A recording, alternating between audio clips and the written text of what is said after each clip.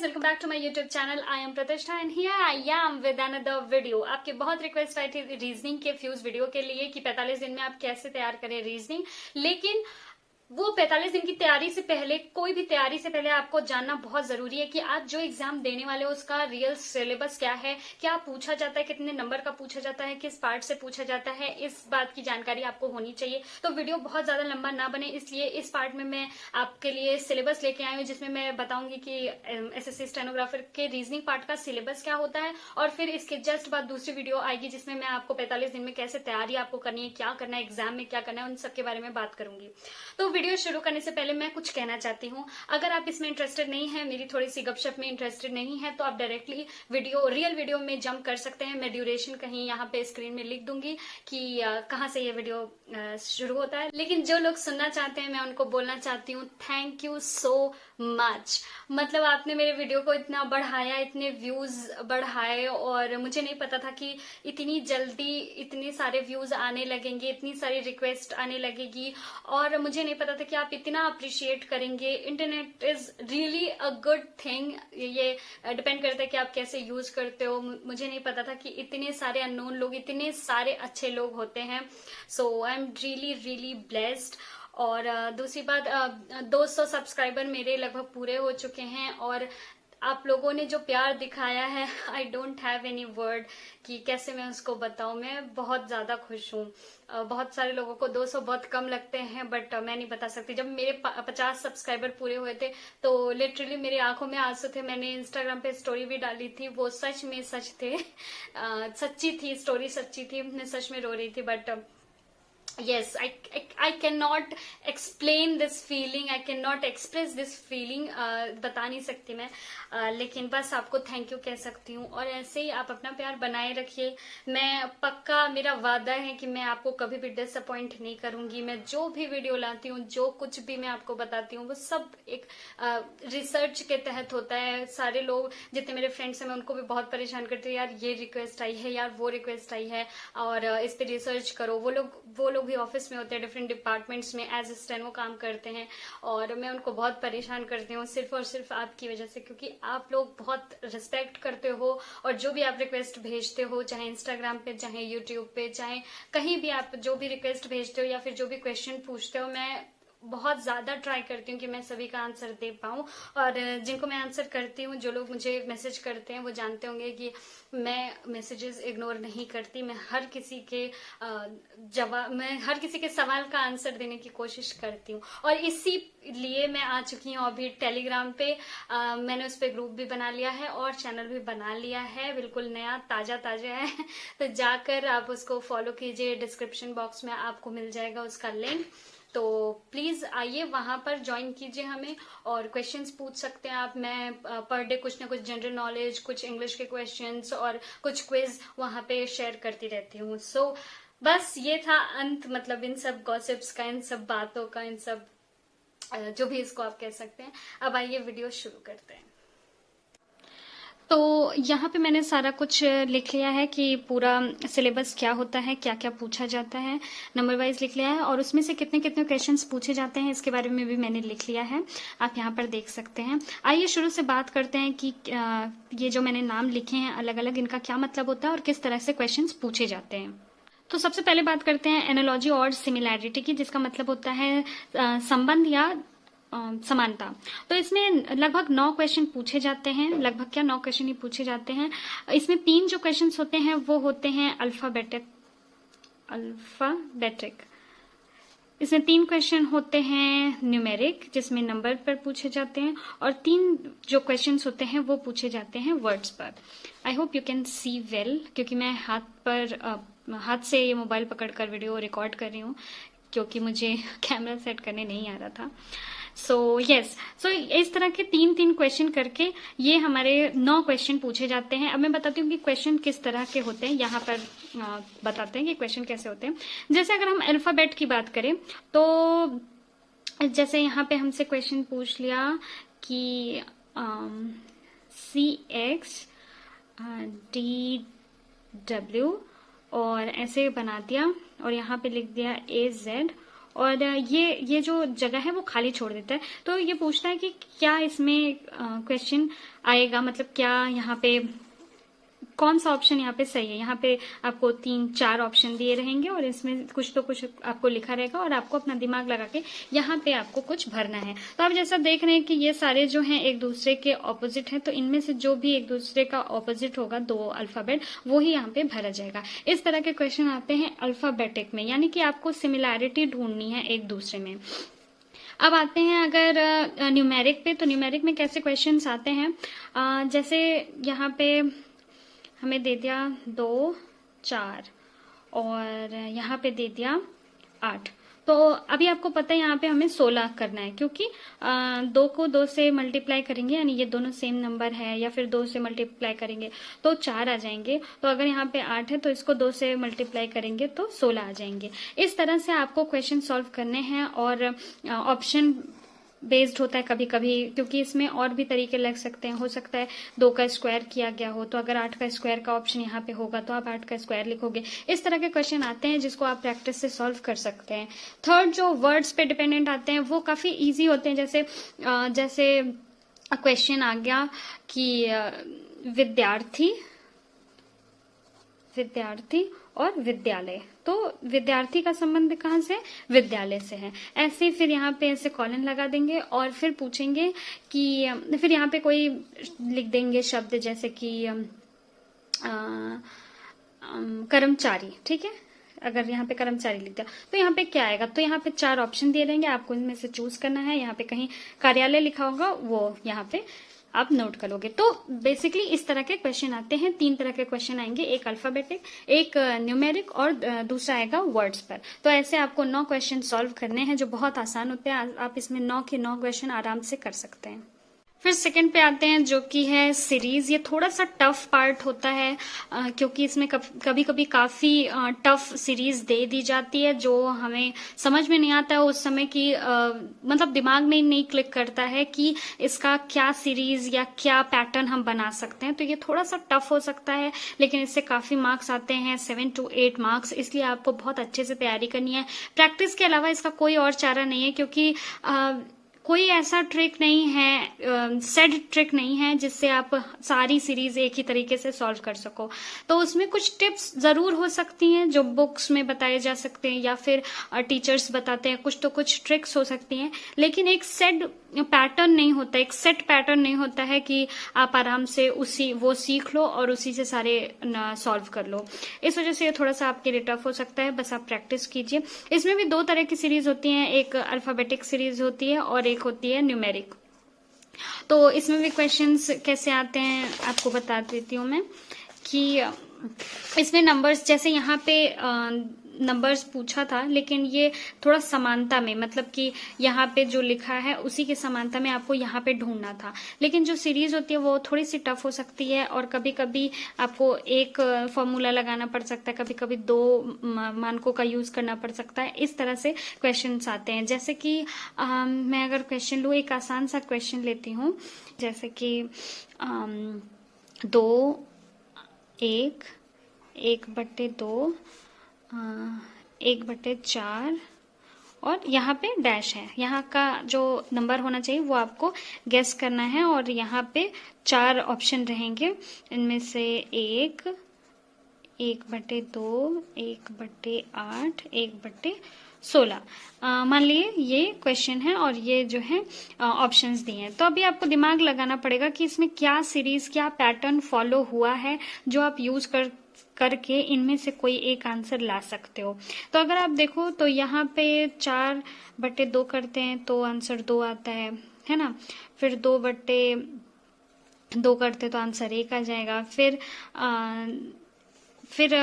1/2 करते हैं तो आंसर 1/2 है। फिर 1/2 जो आंसर है उसका 2 करते तो 1/4 आ जाएगा। फिर 1/4/2 करते हैं तो ये 1/8 हो जाएगा। इसका मतलब ये वाला जो ऑप्शन है वो सही होगा। तो इस तरह के, ये तो बहुत आसान हो गया। इस तरह के कई टफ सीरीज भी आ सकती हैं, कभी कभी बहुत आसान सीरीज आती है। क्वेश्चन जैसे फॉर्म होता है उस पर डिपेंड करता है। तो आप इस तरह से काफी प्रैक्टिस कीजिए। हो सकता है कि जो क्वेश्चन आपने प्रैक्टिस किए हो उसी टाइप का कोई क्वेश्चन आ जाए तो आपके लिए लकली बहुत अच्छा होगा। और अगर नहीं आता है तो इसमें आपको क्वेश्चंस छोड़ने हैं। मैं वो बताऊंगी कि कैसे आपको कौन से क्वेश्चन करने हैं, कौन से छोड़ने हैं। इस टाइप का मैं पूरा फ्यूज वीडियो में लेकर आऊंगी। तो अभी आपको मैं बता रही हूँ कि क्वेश्चंस किस किस तरीके के होते हैं और कितने नंबर उससे पूछे जाते हैं।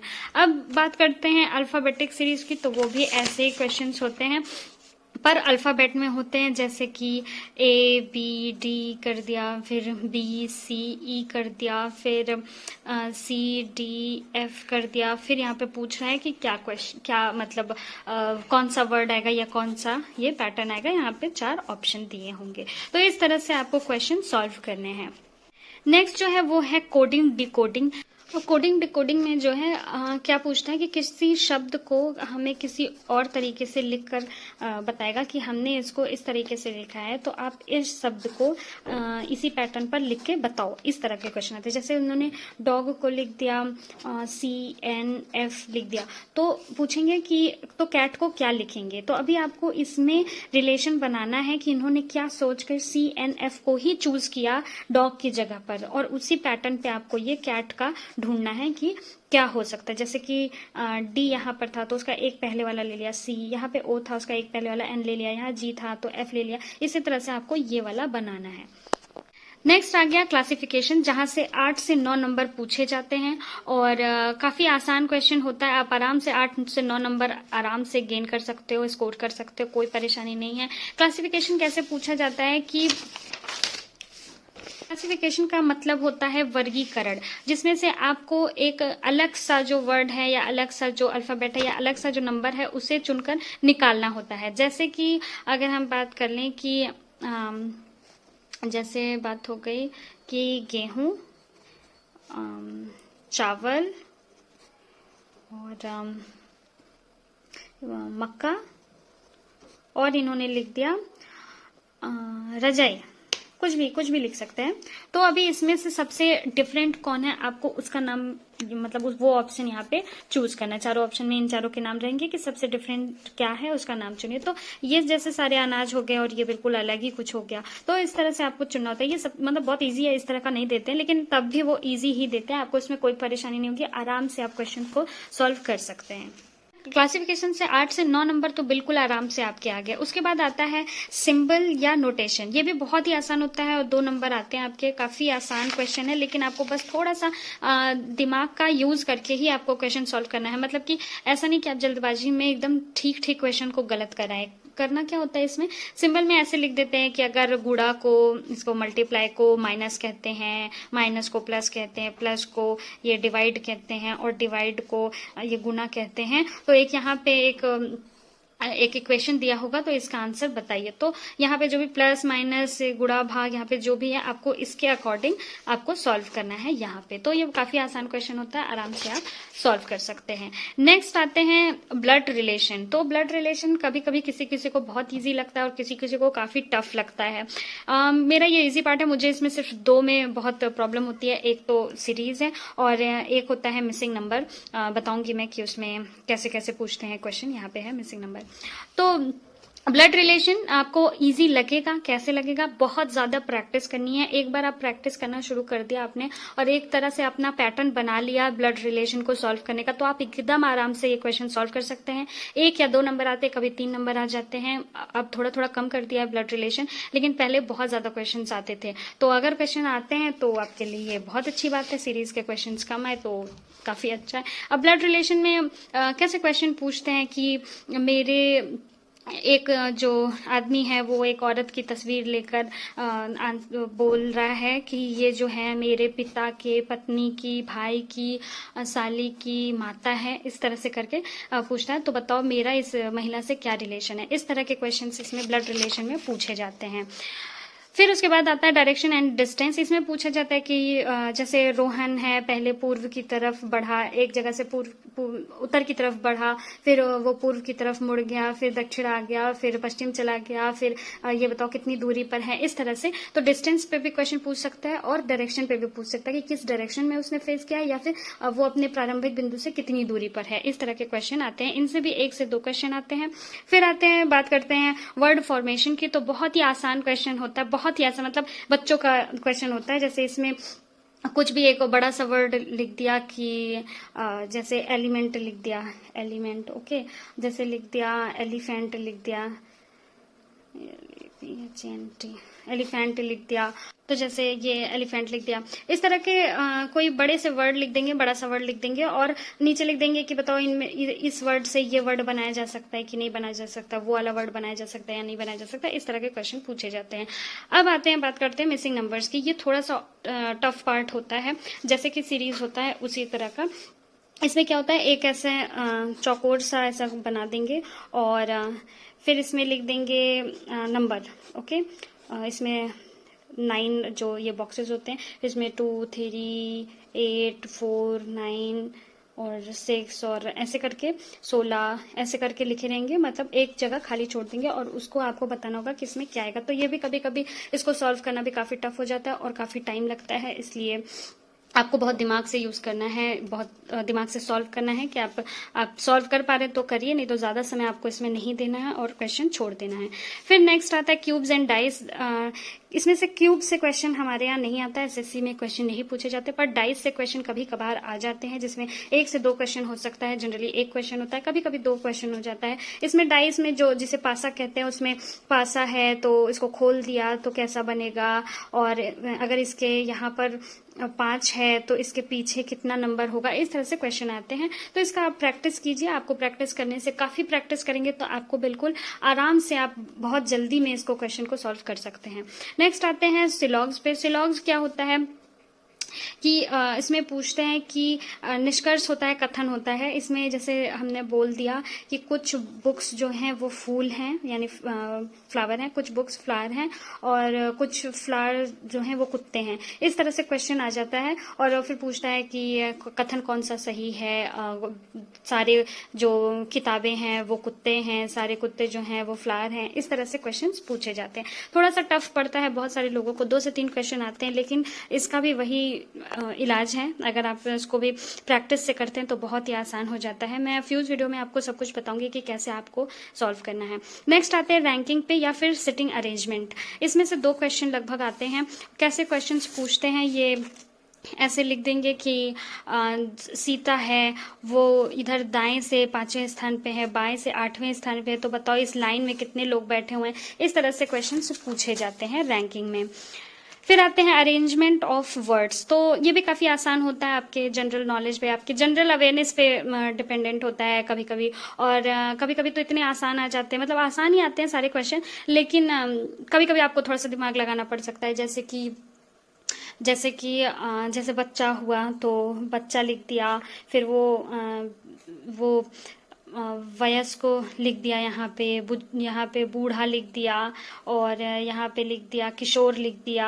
इस तरह से तो आपको बताना है कि पहले बच्चा, उसके बाद किशोर आता है, फिर वयस्क बनता है और उसके बाद बूढ़ा बनता है। तो इस तरह का अरेंजमेंट ऑफ वर्ड्स इस तरह से आपसे पूछे जा सकते हैं, वो भी 2 से 3 नंबर में पूछे जाते हैं। फिर काउंटिंग फिगर्स, ये भी कभी कभी क्वेश्चन आ जाते हैं लगभग। तो इसको कैसे पूछते हैं, जैसे कि एक स्क्वायर बना दिया या क्यूब बना दिया, इसमें और स्क्वायर बना दिया, और स्क्वायर बना दिया, फिर इसका स्क्वायर बना दिया, इसका स्क्वायर बना दिया, इस तरह से। और पूछते हैं कि इसमें गिन के बताइए कितने सारे स्क्वायर्स हैं, कितने वर्ग हैं इसमें। इस तरह के क्वेश्चन पूछे जाते हैं। नेक्स्ट आते हैं वेन डायग्राम पे। वेन डायग्राम भी ऐसा शिलॉग्स की तरह ही होता है, जिसमें इस तरह से क्वेश्चन लिख दिए जाते हैं कि ये अध्यापक है या टीचर है, ये स्टूडेंट है, और ये प्रिंसिपल है। इस तरह से क्वेश्चन आते हैं। तो इस तरह के वेन डायग्राम बने होते हैं, किसी भी तरीके से बन सकते हैं। तो पूछता है कि क्या ये सही है, कौन सा वेन डायग्राम सही है, इस तरह के क्वेश्चन। फिर आते हैं मैट्रिक्स पे। ये सारे विविध में पूछे जाते हैं, यानी काउंटिंग, फिगर्स और मैट्रिक्स, ये सारे विविध में पूछे जाते हैं। बहुत ये भी फ्री का नंबर होता है, बस आपको फास्ट करना है ये क्वेश्चन। एक से ये 2 क्वेश्चन पूछे जाते हैं। इसमें क्या करेंगे, एक ऐसा बना देंगे और यहाँ पे पूरे लेटर्स लिखे रहते हैं, ABCDEFGH, तो लाइन से नहीं होते हैं, वो रैंडमली लिखे होते हैं। और पूछ लेंगे कि बुक कहाँ पे लिखा है, तो बुक कभी ऐसे लिखा हो सकता है, तो आपको यहाँ से और यहाँ से इसका नंबर देख के आपको बताना पड़ता है। तो इस तरह से आपको क्वेश्चन मिलते हैं, काफी आसान होता है। आप जब बुक खोलकर पढ़ोगे तो आपको आसानी से क्वेश्चंस आ जाएंगे। तो ये सारे हो गए वर्बल जो रीजनिंग होती है, वहां से कुछ क्वेश्चंस। अब आते हैं नॉन वर्बल रीजनिंग में। नॉन वर्बल रीजनिंग जो होती है काफी आसान होती है, बिल्कुल बच्चों सा क्वेश्चन होता है, एक नंबर सारे पूछे जाते हैं और काफी आसान होता है। इसको तो आपको कभी भी नहीं छोड़ना है और जरूर से जरूर इसको आपको करना है। तो बिल्कुल बच्चों जैसे क्वेश्चन आते हैं। फर्स्ट आता है ये मिरर इमेज या फिर वाटर इमेज, ऐसे कुछ इमेज बना देंगे या फिर कुछ लिख देंगे, ए लिख देंगे, एल लिख देंगे और फिर यहाँ पे दर्पण लगा दिया, फिर पूछेंगे कि यहाँ बताओ कैसा दिखेगा ये, या फिर यहाँ पे वाटर रख दिया तो यहाँ बताओ कैसा लगेगा, वाटर में कैसा आएगा। इस तरह के क्वेश्चन पूछे जाते हैं। फिर आते हैं पेपर कटिंग और फोल्डिंग पे, तो ऐसे बता देंगे कि ये पेपर है, इसको यहाँ से फोल्ड किया, यहाँ से फोल्ड किया, ऐसे किया, वैसे किया, फिर यहाँ पे कट कर दिया, फिर इसको ओपन किया तो ये कैसा दिखेगा, ऐसे करके आपको बताना रहता है। फिर है कंप्लीशन ऑफ फिगर, तो फिगर इनकम्प्लीट फिगर दे देते हैं, जैसे कि ये फिगर है तो ऐसे ऐसे दे दिया, फिर यहाँ पे ऐसे बना दिया, यहाँ पे ऐसे बना दिया और यहाँ पे ऐसे बना दिया, फिर यहाँ पे ऐसे बना दिया, यहाँ पे ऐसे ऐसे करके। तो इस पार्ट को पूछते हैं कि कौन सा इनमें से, यहाँ पे 4 ऑप्शन दिए रहेंगे कि अलग अलग फिगर के, और पूछेंगे कौन सा फिगर यहाँ पे सेट होता है।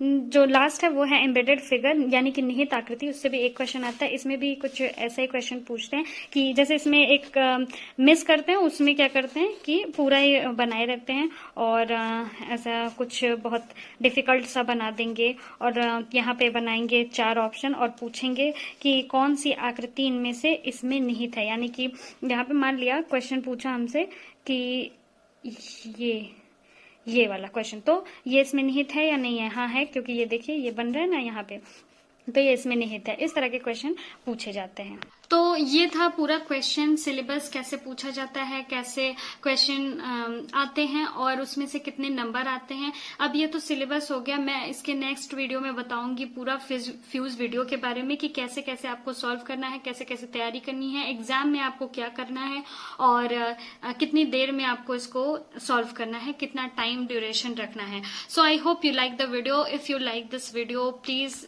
लाइक कीजिए, लाइक का बटन दबाइए, सब्सक्राइब कीजिए मेरे चैनल को और ऐसे ही सपोर्ट करते जाइए। और भी जिस चीज की वीडियो आपको चाहिए वो आप नीचे डिस्क्रिप्शन बॉक्स में बता सकते हैं और टेलीग्राम पे मुझसे जुड़ सकते हैं आप, वहां पे कोई भी क्वेश्चन पूछ सकते हैं। मैं वहां पे डेली कुछ ना कुछ शेयर भी करती हूँ पढ़ने का मटेरियल, जैसे कि मैं वोकैब्स के कुछ मटेरियल शेयर करती हूँ, कुछ करंट अफेयर से रिलेटेड, तो आप वहां पे जुड़ सकते हैं और अपने आप को और तैयारी के लिए जुटा सकते हैं। So thank you so much, तब तक के लिए बाय बाय।